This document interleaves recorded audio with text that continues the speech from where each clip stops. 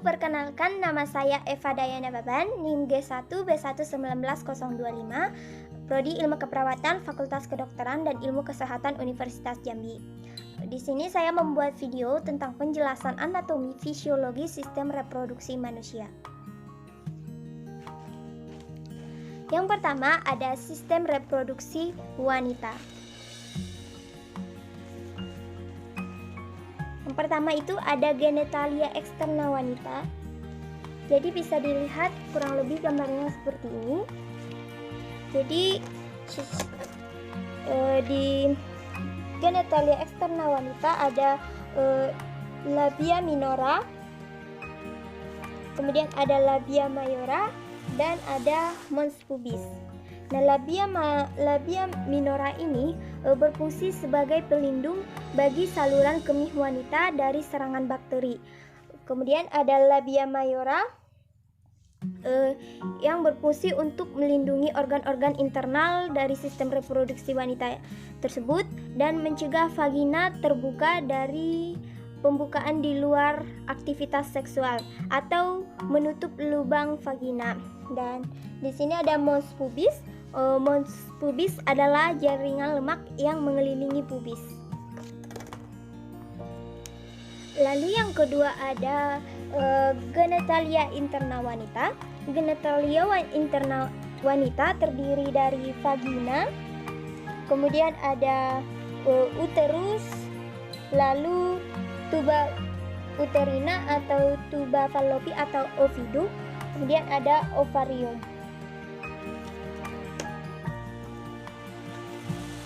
Dan ini adalah gambar vagina.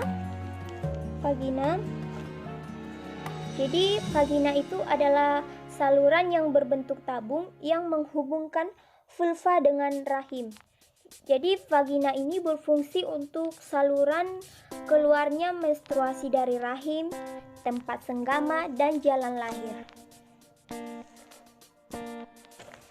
Lalu ada uterus tadi, gambarnya seperti ini.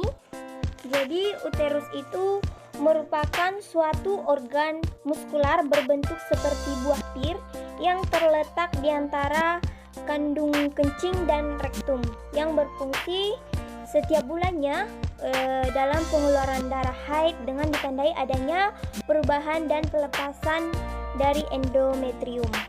Yang kedua itu ada selama kehamilan sebagai tempat implantasi, retensi, dan nutrisi konseptus. Kemudian yang ketiga, saat persalinan, uterus ini berfungsi saat persalinan dengan adanya kontraksi dinding uterus dan pembukaan serviks uterus, isi konsepsi dikeluarkan. Dan ada tuba fallopi atau saluran telur, terdapat pada tepi atas ligamentum latung, berjalan ke arah lateral kornu uteri kanan dan kiri. Fungsi dari tuba fallopi atau viduk ini yang pertama menangkap dan membawa ovum dari ovarium ke uterus. Kemudian tempat terjadinya konsepsi. Kemudian yang selanjutnya adalah ovarium pada bagian genitalia interna wanita. Ovarium ini homolog dengan testis pada pria. Fungsi ovarium ini yang pertama mengeluarkan hormon progesteron dan estrogen. Yang kedua mengeluarkan sel telur setiap bulan pada wanita. Nah, di sini bisa dilihat ada arteri uterina dan arteri ovarina. Jadi arteri ovarium atau arteri ovarina adalah arteri yang memasok darah beroksigen ke ovarium pada wanita. Arteri ovarium memasok darah ke ovarium dan rahim. Arteri ovarium membengkak selama kehamilan untuk meningkatkan suplai darah ke uterus. Kemudian ada arteri uterina adalah arteri yang memasok darah ke rahim pada wanita. Ini adalah arteri uterina dan ini adalah arteri ovarina. Kemudian ini adalah pengaturan hormon pada sistem reproduksi wanita. Yang pertama ada hormon estrogen. Estrogen mempengaruhi organ endokrin dengan menurunkan sekresi FSH, di mana pada beberapa keadaan akan menghambat sekresi LH dan pada keadaan lain meningkatkan LH. Pengaruh terhadap organ seksual antara lain pada pembesaran ukuran tuba fallopi, uterus, vagina, pengendapan lemak pada mons veneris, pubis, dan labia, serta mengawali pertumbuhan mamae. Pengaruh lainnya adalah kelenjar mamae berkembang dan menghasilkan susu, tubuh berkembang dengan cepat, tumbuh rambut pada pubis dan aksila, serta kulit menjadi lembut. Kemudian yang kedua, hormon progesteron dihasilkan oleh korpus puteum dan plasenta, bertanggung jawab atas perubahan siklik dalam serviks dan perubahan endometrium serta vagina. Progesteron berpengaruh sebagai anti-estrogenik pada sel-sel myometrium. Efek progesteron terhadap tuba fallopi adalah meningkatkan sekresi dan mukosa. Pada kelenjar mamae akan meningkatkan perkembangan lobulus dan alveolus. Kelenjar mamae, kelenjar elektrolit, serta peningkatan sekresi air dan natrium. Kemudian yang ketiga ada follicle stimulating hormone atau FSH. FSH dibentuk oleh lobus anterior kelenjar hipofisis.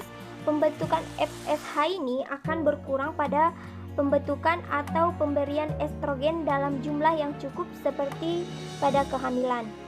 Kemudian yang keempat ada LH atau lutein hormon. LH bekerja sama dengan FSH untuk menyebabkan terjadinya sekresi estrogen dan follicle degrad. LH juga menyebabkan penimbunan substansi dari progesteron dalam sel granulosa.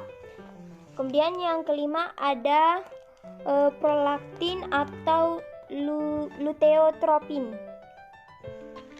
Jadi fungsi dari LTH ini adalah untuk memulai mempertahankan produksi progesteron dari korpus luteum. Lalu yang kedua kita masuk ke anatomi fisiologi sistem reproduksi pada pria. Jadi yang pertama ada genitalia externalis sistem reproduksi pada pria. Genitalia eksternal pada pria terdiri dari penis dan skrotum.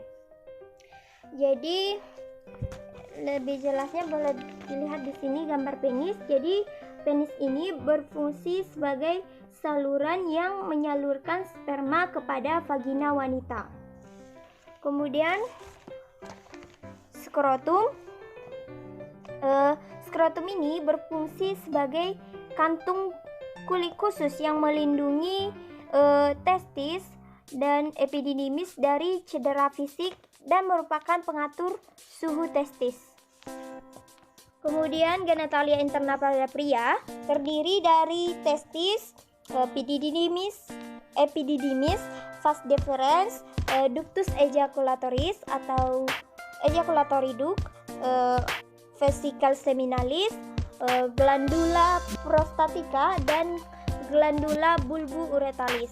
Jadi testis ini berfungsi sebagai penghasil sperma dan mensekresikan hormon testosteron.